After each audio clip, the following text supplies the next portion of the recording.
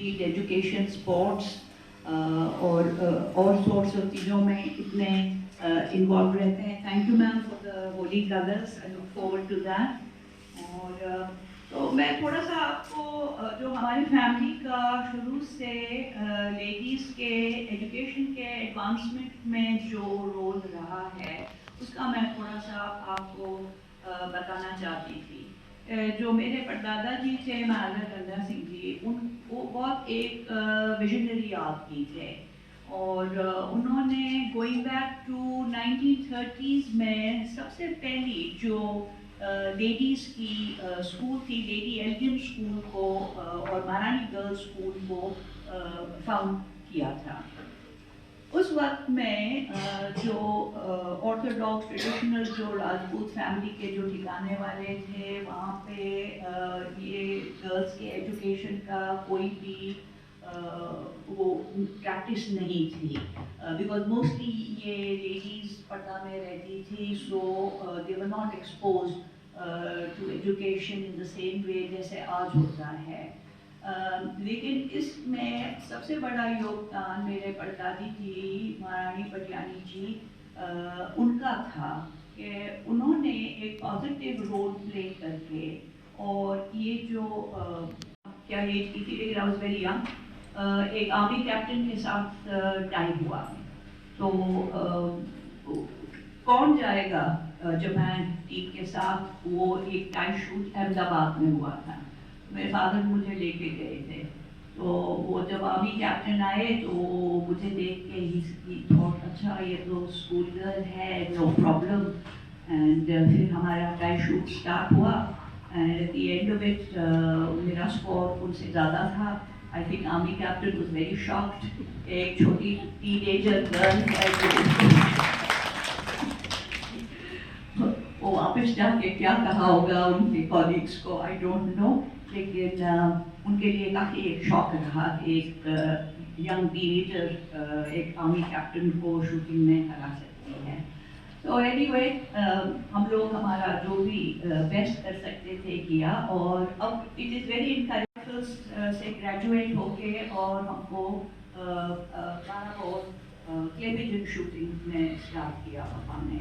तो एक ज़माना ऐसा था कि वो बंदूक भी पूरी तरह से पकड़ने में भी मुश्किल थी because I was so small. तो पापा है जो बैरल को सपोर्ट करते थे और उससे मेरी टेलीविजन शूटिंग की शुरुआत हुई थी. तो अब आगे जाके फिर धीरे धीरे नेशनल और इंटरनेशनल कॉम्पिटिशन्स में हम जाते थे. वो मेरे बुआसा प्रिंसेस भुवनेश्वरी जी कोटा, वो और मैं हम दोनों पहले शूटिंग के फील्ड में एक ही लेडीज़ ही थी. और उस टाइम में इंटरनेशनल कॉम्पिटिशन्स में लेडीज़ के लिए सेपरेट इवेंट नहीं होता था और हमें सब आदमियों के साथ शूट करना होता था. So it was quite daunting because आदमी की स्ट्रेंथ अलग होती है, लेडीज की स्ट्रेंथ अलग होती है. और बट आई थिंक हमने दोनों ने जितना हमारे तरफ से अच्छा हो सकता था किया. एंड एक जो उस टाइम में ये जो सिगरेट टिन्स होते थे, ये सॉफ्ट पैक्स नहीं होते थे जैसे आज हैं. सो दादी साहब हैं वो काफ़ी स्मोक करते थे. तो पापा ने उनके जो भी खाली टिन्स थे उनको एक वॉल के ऊपर अरेंज किया और फिर मुझे सिखाया कि अब तुम वो टिन्स को शूट करना स्टार्ट करो. सो मेरी शूटिंग की एक्सपीरियंस वहाँ से स्टार्ट हुई दादी साहब के टिन्स से. और धीरे धीरे उन्होंने he was a very good coach.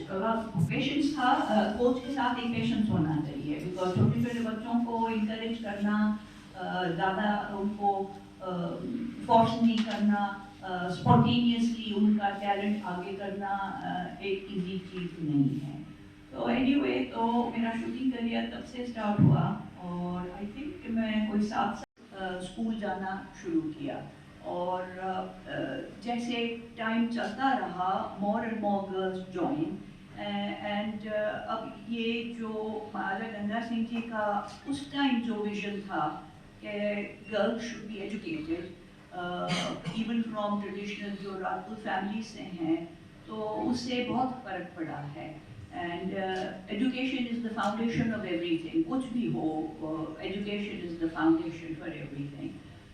तो मैं खुद की जो आप बात कर रहे थे, तो मैं कोई 6 साल की थी ऐसे कैटेगरी में नहीं है, उनको सैलरी नहीं मिलती, उनको अपना अधिकार नहीं मिलता। तो कह रहे थे हम कैसे करें, हम क्या अपना शुरू करें। बहुत अच्छा करती हूँ मैं, पार्लर का बहुत अच्छा करती हूँ, तो मेरे लिए क्या है ना। तो मैंने उनको वो सारी प्लानिंग बनाई, क्योंकि हम अपने लेवल हम सबको ही हम उन लोगों तक पहुँचा दें, वो ही बहुत बड़ी बात है। उनको हमारे अंदर ये शक्ति है, तुम निकल के आगे बढ़ सकते हो, यही सबसे। और किसी के लिए कोई सीमा निर्धारित नहीं है। हम कहते हैं ना हमारे होता कौन है ना, कोई सीमा निर्धारित करने का अधिकार किसी को किसी के लिए नहीं है। चाहे वो मैन जाने का अधिकार मैन को है, वहाँ पे वुमेन को भी है, जो करने का राइट उसको है, वो उसको भी। स्पेशल ट्रीटमेंट नहीं चाहिए, स्पेशल कोई फील नहीं चाहिए, क्योंकि स्पेशल फील उन्हीं को ही दिया जाता है जिनको जो दबे हुए होते हैं, जो वीक होते हैं। हम ऑलरेडी सशक्त हैं, excuse me, happy women's day. और myself doctor Vatsala Gupta के हूँ मैं, राजस्थान प्राकृतिक चिकित्सा केंद्र को मैं समर्पित हूँ। प्राकृतिक चिकित्सा वो महिलाओं को सशक्त के साथ साथ स्वस्थ करने के लिए भी है। तो सशक्त होने के लिए सर्वप्रथम स्वस्थ होना बहुत जरूरी है। तो ऐसा मैं अपना प्रकल्प लेके चल रही हूँ। राजस्थान प्राकृतिक चिकित्सा केंद्र 2 दिन का 8th और 9th को यहाँ पे महिलाओं के लिए निःशुल्क शिविर लगाया हुआ है, फ्री ऑफ कॉस्ट है। और उसमें आप लोगों से बहुत बहुत अनुरोध है कि आप सभी लोग वहाँ पे पधारें। और कैंप के अलावा आप महिलाएं हैं और महिलाओं की स्वस्थता के लिए एक जो मैं गुहार आपसे कर रही हूँ, उसके मेरे साथ दीजिए और मुझे बहुत बहुत सफल बनाइए। धन्यवाद। जी मैम, बिल्कुल, जिसको लिखना है प्लीज आप लिख लीजिए। मैम टाइमिंग भी मैम टाइमिंग इसका एम्प्टी स्टमक इसका ट्रीटमेंट रहता है। टाइमिंग अभी जो विंटर्स में था। बीकानेर के जिला उद्योग संघ में NLGCF और नारी शक्ति वुमेन्स एम्पावर की तरफ से जो है एक परिचर्चा का कार्यक्रम रखा, जिनमें अर्जुन अवार्डी प्रिंसेस राजश्री कुमारी जी यहाँ पर आई। उन्होंने यहाँ की जो अग्रिम पंक्ति की महिलाएं हैं उनसे न केवल इंटरेक्शन किया, बातचीत की, और उसके साथ साथ मैं आपको बता दूं कि आज का यह कार्यक्रम उनको कैसा लगा। हम जल्दी से बातचीत कर लेते हैं तमाम लोगों से। प्रोफेसर्स हैं, यहाँ पर बहुत सारी संस्थाएं चलाने वाली वो महिलाएं हैं जिन्होंने इस पूरी बीकानेर शहर को अपने शहर में और अपने क्षेत्र में अलग अलग तरीके से अवदान दिया है। साथ में मुदिता जी हैं। पहले तो मुदिता जी शुरू करें। बधाई आपको, कैसे रही आज ये परिचर्चा? बहुत शानदार। उन्होंने जिस प्रकार अपने जो उनका क्षेत्र है उससे जोड़ते हुए अपने क्षेत्र के बारे में तो बताया ही, यहाँ की जो युवा खिलाड़ी आए थे उनको बूस्ट किया, जो कार्य हो रहे हैं युवा खिलाड़ियों के लिए उनको बताया, और उसके साथ साथ प्रत्येक क्षेत्र से जो महिलाएं आई हैं उनके जो कार्य वो कर रही हैं उसको अप्रिशिएट करते हुए जिस प्रकार से साझा किए विचार, वो अपने आप में काबिल तारीफ। शुक्रिया। महिलाओं से ही जान लेते हैं महिला दिवस पर उनका सोच क्या है। बहुत छोटे में लेकिन बहुत जल्दी से बताएंगी। पूजा जी, महिला दिवस पर क्या सोचती हैं कि महिलाओं को सशक्त कैसे होना चाहिए? देखिए, महिला जैसे कि हम कह सकते हैं कि पहले तो महिला दिवस हम नहीं मनाते, क्योंकि पूरा साल जो है हम महिलाओं के ऊपर ही निर्भर करता है। घर को देख लो, एक हाउस मेकर होती हैं या किसी शिक्षा में, समाज में महिला के बिना सब कुछ अधूरा है। मैं तो ये कहना चाहूँगी, महिला के बिना अधूरा है। चलिए, अंजू सांगवा है डॉक्टर, बताएं एक प्रोफेसर होने के नाते किस तरह से सोचती है महिला दिवस को लेकर? ये सेलिब्रेशन एक औपचारिक है या फिर वाकई में ये धरातल पर आना चाहिए? सर, मैं यही कहना चाहूँगी, इसे धरातल पर आने की आवश्यकता है और इसकी शुरुआत सबसे पहले हम अपने परिवार से करें। और क्योंकि मैं खुद एक प्रोफेसर हूँ, कॉलेज में पढ़ाती हूँ, तो मैं छात्राओं के माध्यम से उन्हें अपना परिवार समझकर, उन्हें अपनी ही बच्चियां समझकर ये कोशिश करती हूँ। उन्हें हम ये सशक्त करने की कोशिश करते हैं, समझाने की कोशिश करते हैं कि महिला होने के नाते उन्हें डरना नहीं है, उन्हें आगे बढ़ना है। जैसे कल ही हमारे कॉलेज में यूथ पार्लियामेंट का हुआ था, तो हमने उन्हें अधिक से अधिक इसमें भाग लेने की, ये नहीं है कि लड़के ही भाग लेंगे पार्लियामेंट में, क्योंकि वहाँ पुरुषों की संख्या अधिक है। 33% आरक्षण की बात कर रही है भैया आपने, और वो महिला जो ये सशक्तिकरण की जो हमारी ये आज की परिचर्चा है, इसको साकार करें। डॉक्टर सुनीता बिश्नोई हैं, NSS से आप जुड़ी हैं। महिलाओं को, बालिकाओं को आप निरंतर मोटिवेट करती रही हैं। खुद का आपका प्रारंभिक जीवन संघर्षों से भरा रहा है। आज आप एक प्रोफेसर हैं, क्या सोचती हैं और क्या कहेंगी इस? बिल्कुल सर, मैंने मेरी लाइफ में बहुत ज़्यादा संघर्ष किया है, तो मुझे आज जिस मैं मुकाम पर हूँ उसमें शिक्षा का बहुत बड़ा रोल है। मैं एक छोटे से परिवार से और बिल्कुल रूढ़िवादी जो परिवार है वहाँ से उठी हूँ और आज मैं कॉलेज में असिस्टेंट प्रोफेसर के पद पर कार्यरत हूँ। तो जो मेरा महाविद्यालय है वो बीकानेर संभाग का सबसे बड़ा कन्या महाविद्यालय है। तो मैं बालिकाओं को ये शिक्षा देती हूँ कि अगर आत्मसम्मान और स्वाभिमान के साथ आपको जीना है तो सबसे पहले आपको शिक्षित होना होगा, और दूसरी बात आपको आर्थिक रूप से सक्षम होना होगा ताकि आप किसी पर डिपेंड ना रहे। और इस दिशा में मैं अपने महाविद्यालय में बालिकाओं को हमेशा प्रोत्साहित करती हूँ। Thank you so much sir. Independency महत्वपूर्ण है, इसके लिए आपको आर्थिक स्वतंत्रता की आवश्यकता होती है, क्या कहेंगे आप? सबसे पहले तो मैं वुमेंस डे पर सभी महिलाओं को बहुत बहुत बधाई देती हूँ कि आज का दिन हम सब के लिए बहुत अच्छा रहे। और मैं ये कहना चाहती हूँ आज के क्षेत्र में महिला है वो किसी मतलब कि हर पद पे पहुँच चुकी है। जैसे आप कहते हैं ना, चांद पर महिला पहुँच चुकी है, तो मतलब चांद पर हम किसी से कम नहीं, ये बात वास्तव में। जैसे कि हजारों फूल चाहिए एक माला पिरोने के लिए, हजारों दीपक चाहिए एक घर सजाने के लिए, एक महिला काफ़ी है घर को स्वर्ग बनाने के लिए। इसी बहुत बहुत धन्यवाद। एक महिला काफ़ी है घर को स्वर्ग बनाने के लिए। मिस थार, मिस मूमल अभी हाल ही बनी हैं और मिस मरवन आप रही हैं, सरकारी सेवा में हैं, अभी आप लेखाधिकारी बनने जा रही हैं। तो ये सारी चीज़ें, ये कहें कि सूरत और सीरत का एक ज़बरदस्त कॉम्बिनेशन दिया है, क्या कहेंगी आप इस अवसर पर? मैं सबसे पहले तो जो मेरे यहाँ गुरुजन खड़े हैं, मेरे लिए ये सौभाग्य की बात है कि जो जिनकी वजह से मैं यहाँ हूँ वो मेरे साथ में खड़े हैं, तो इससे बड़ा तो कुछ हो ही नहीं सकता। जो हम महिला सशक्तिकरण की बात कर रहे हैं तो वो यहाँ मुझे लगता है कि हुआ है, इनकी वजह से मैं आज यहाँ हूँ, क्योंकि ये सारे मेरे रोल मॉडल है। मैंने आज जैसे यहाँ जिनके बारे में बचपन से न्यूज़पेपर में पढ़ती आ रही थी, देखा कि अच्छा ये मैम है जो पर्वतारोही थे या जो भी थे, जिनको मैंने आज देखा मुझे बहुत अच्छा लगा। राजकुमारी जिससे भी मिली तो मुझे बहुत गर्व महसूस हुआ कि महिला पीछे नहीं है, महिला बहुत आगे है। जिन किस्से कहानियों को पढ़कर, सुनकर, देखकर, जिन महिलाओं के बारे में सुनकर मोटिवेट हुई वो आज उनके साथ में हैं और कहीं न कहीं लगता है कि उनसे वो इंस्पायर रही हैं। एडवोकेट सकीना जी हैं। वकालत का पेशा बहुत चुनौतीपूर्ण होता है, महिलाओं को खासतौर से कचहरी में आना। एक महिला होने के नाते आज के दिन क्या संदेश देंगे आप? आज जो परिचर्चा राजश्री बाई साहब ने रखी है वो हम महिलाओं के लिए बहुत ही एक प्रेरणादायक रही है। आज़ादी के बाद ये नो डाउट हमारी एजुकेशन जो सिस्टम है वो काफ़ी सुधार हुआ उसमें, और 80-90% महिलाएं एजुकेटेड हैं, बट 90% महिलाएं अपने अधिकारों के बारे में आज भी सजग नहीं है। कहीं तो घर मैं परिवार लीगल वे से जुड़ी होने के नाते, अधिवक्ता होने के नाते मैं यही बोलूँगी कि महिलाओं को उनके अधिकारों के प्रति सजग करना आज के टाइम एजुकेशन से ज़्यादा ज़रूरी है। शुक्रिया सकीना जी। प्रोफेसर नूरजहां मैम हमारे साथ में हैं। नूरजहां मैम, क्या मानती हैं वर्तमान समय में जब आज़ादी के आज 75 साल से ऊपर हो गए हैं, महिला दिवस के मौके पर महिला सशक्तिकरण को लेकर क्या सोचती हैं, क्या कहेंगी आप? जी नमस्कार, और ये अवसर आपने मुझे दिया, मैं सबसे पहले आप सबका शुक्रिया अदा करती हूँ। और प्रिंसेस राजश्री बाई शाह का भी जो उन्होंने इतनी यहाँ महिलाओं के संबंध में जो बात रखी, मैं उसको अप्रिशिएट करती हूँ।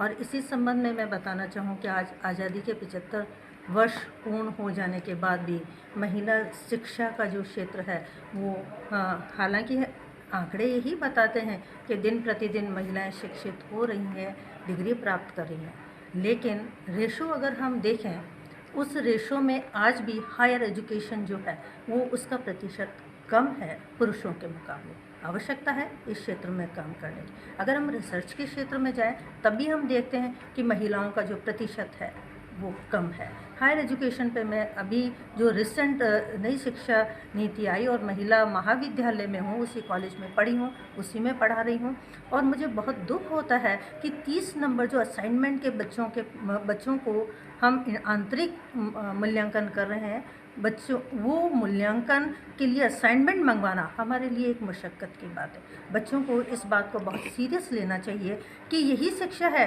जो उन्हें आगे स्वतंत्र बनाएगी, निर्भर बनाएगी, आत्मनिर्भर बनाएगी और समाज का जागरूक नागरिक बनाएगी। तो उन्हें अपनी शिक्षा के लिए, स्पेशली हायर एजुकेशन के लिए, इस तरह के मूल्यांकन पद्धति में सीरियस होना चाहिए ताकि उन्हें डिग्री में अच्छे मार्क्स मिल सकें और वो आत्मनिर्भर बन सकें। धन्यवाद। शुक्रिया नूरजहां जी। वैसे ही रिसर्च के क्षेत्र में काम कर रही हैं, अभी हाल ही में आप रिटायर्ड हुए हायर एजुकेशन से, रजनी शर्मा जी। चूँकि रजनी जी आपका एक बड़ा अनुभव रहा है, आज के इस दिन पर हम चाहेंगे कुछ ऐसी बात जिससे आने वाली जो जनरेशन है, ख़ास तौर से बेटियां, युवतियां और महिलाएं मोटिवेट हो सकें। इस संदर्भ में बाकी सबने तो अपने अपनी फील्ड की बातें कह दी। इस संदर्भ में मेरा कहना, मेरी सोच थोड़ी सी अलग है। मैं ये चाहती हूँ कि जब तक महिलाएं खुद अपने आप में स्ट्रॉन्ग नहीं होंगी, उनको खुद को मानना है कि मैं खुद स्ट्रॉन्ग हूँ, और स्ट्रॉन्ग बनने के लिए महिलाओं को क्योंकि समय अलग है, टेक्नोलॉजी नई टेक्नोलॉजी आ रही है, तो अपने आप का जो ज्ञान है वो उसको अपडेट करने की बहुत ज़रूरत है। यदि वो समय के साथ नहीं चली जाएंगी, चाहे वो महिलाएं हों, बच्चे हों, पुरुष हो, कोई भी हो, यदि समय के साथ अपने आप को नॉलेज को अपडेट नहीं करेंगे तो वो पीछे ही रह जाएंगे। तो जब तक वो अपने नॉलेज को अपडेट नहीं करेंगे तब तक वो अवेयर भी नहीं होंगे, और जितनी भी हमारी जेंडर बाइज्ड जो भी अनइक्वालिटीज़ हैं वो दूर नहीं होंगी। तो अपने ज्ञान को अपडेट करते रहिए। शुक्रिया। सुषमा जी बिस्सा, ये चेहरा, ये नाम किसी परिचय का मोहताज नहीं है। मगन बिस्सा जी के साथ रह करके पहाड़ों की चोटियों से इन्हें प्यार है, पहाड़ों पर चढ़ना इनका पहला प्यार है, और महिलाओं को सशक्त बनाने की दिशा में डॉक्टर सुषमा बिस्सा वो नाम है जो आज बीकानेर में किसी परिचय का मोहताज नहीं है। पहले तो आपको बधाई हो इस दिवस की। धन्यवाद। वॉकथॉन के बाद में बैक टू बैक एक आज का कार्यक्रम, और उसके बाद में आप लगातार महिलाओं के बीच में काम करती रही हैं। क्या चीज़ लगती है आपको कि महिलाओं को वर्ष पर्यंत कुछ ऐसे ट्रैक पर लाया जाए जिससे कि महिलाएं वाकई में सशक्त हो सके? मेरा मानना है कि महिलाओं को सशक्त रहने के लिए खुद ये कॉन्फिडेंस होना ज़रूरी है कि हर महिला ये सोचे कि आई कैन डू इट। अगर ये भावना अगर अंदर आ जाए तो मेरे ख्याल से कोई भी कार्य करने से कोई उनको रोक नहीं सकता। अब मैं छोटा सा एग्जांपल इस वॉकेथॉन का दूं। मैंने जब लोगों से बातचीत करनी शुरू की तो कई लोगों से नेगेटिव आंसर आए, अभी एग्ज़ाम्स है बच्चों की, उस दिन वर्किंग डे है, सुबह जल्दी बहुत है। तो मुझे फिर हमारी जो मैंने कमेटी बनाई थी उसमें से भी लोगों ने बोला कि क्यों नहीं इसको पोस्टपोन कर दिया जाए, लेकिन मैंने बोला नहीं, एक बार अगर हमने सोच लिया तो चाहे 30 महिलाएँ भी आए लेकिन इसको हमें करना है। और आप देख सकते हैं कि इतना शानदार कल प्रोग्राम रहा, 200 महिलाओं ने इसमें पार्टिसिपेट किया और बहुत कम टाइम में। तो मेरा ये मानना है कि अगर हम जिस चीज़ को ठान लें और महिलाओं का अगर जिद्द पे आ जाए तो उस काम को कर सकती हैं। और महिलाओं ने अपनी जिद्द से तो अंतरिक्ष में भी परचम फहराया, तो एवरेस्ट की चोटी पे भी फहराया।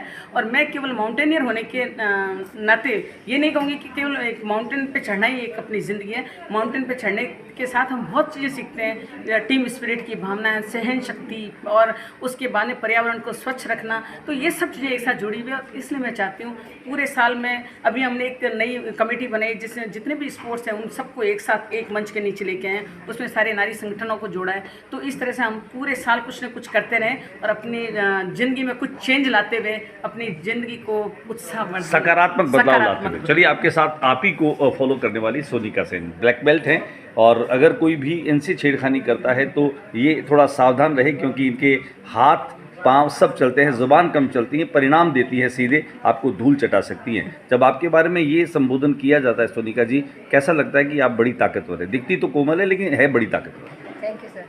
जब मैंने शुरुआत करी थी मेरे हस्बैंड के साथ, तो घर पे ऐसे समाज के साथ घर में ऐसे सुनने को मिलता था कि जबान तो घनी चल है, अब हाथ पर गौर चला सी, मतलब तो ये वाली बात हुई थी। लेकिन जब आज फीमेल्स को देखते हैं कि बाहर निकलना पड़ रहा है घर से सशक्त होने के लिए, अपना करियर बिल्ड करने के लिए, जब बाहर निकल रही हैं तो उन्हें हर तरीके से कॉन्फिडेंस होना बहुत ज़रूरी है कि वो किसी भी असामाजिक तत्व आ जाए, कैसी भी परिस्थिति आ जाए, वो उन परिस्थितियों का बिना डरे मुकाबला कर सकती है। तो इसके लिए मैं बीकानेर में सेल्फ डिफेंस की ट्रेनिंग देती हूँ, जिससे बच्चियाँ जो है हर तरीके से सशक्त हो और कॉन्फिडेंस हो, ताकि वो अपनी परिस्थितियों का अच्छे से मुकाबला कर सकें। शुक्रिया। अंतर्राष्ट्रीय महिला दिवस के मौके पर यहाँ NLJCF और नारी शक्ति विमेंस पावर बीकानेर शाखा की तरफ से जिला उद्योग संघ भवन परिसर में एक परिचर्चा का आयोजन रखा गया था। उनमें अलग अलग फील्ड को रिप्रेजेंट करने वाली महिलाओं ने न केवल पार्टिसिपेट किया बल्कि अपने अनुभवों को भी शेयर किया। आज ये बताते हुए हमें हर्ष हो रहा है कि बीकानेर क्षेत्र में अलग अलग क्षेत्रों में काम करने वाली तमाम महिलाएं जो हैं वो कॉन्फिडेंस के साथ में काम कर रही है। और इसके अलावा अगर आपको भी लगता है कि आप कहीं कमज़ोर है, आपको कहीं डर है, कोई भय है, या आप अपने आप को किसी भी रूप में एक्सप्रेस नहीं कर पा रहे, अभिव्यक्त नहीं कर पा रहे हैं, तो निश्चित तौर पर ऐसी महिलाओं के साथ में आपको कनेक्टिविटी रखनी चाहिए, संपर्क और संवाद बनाए रखना चाहिए। हमने कोशिश की कि महिला दिवस के मौके पर उन तमाम महिलाओं को हम उस मंच पर लेकर के आए जो खास तौर से अपने जीवन में खुद ने बहुत कुछ अचीवमेंट लिए, बहुत उपलब्धियां अर्जित की और आज वे बीकानेर की पहचान बनी है। मैं ज्योति प्रकाश रंगा आप सभी को अंतर्राष्ट्रीय महिला दिवस के मौके पर बधाई और शुभकामनाएं देता हूं। मेरे साथी कैमरा पर्सन शंकर सारस्वत के साथ बस RM न्यूज बीकानेर।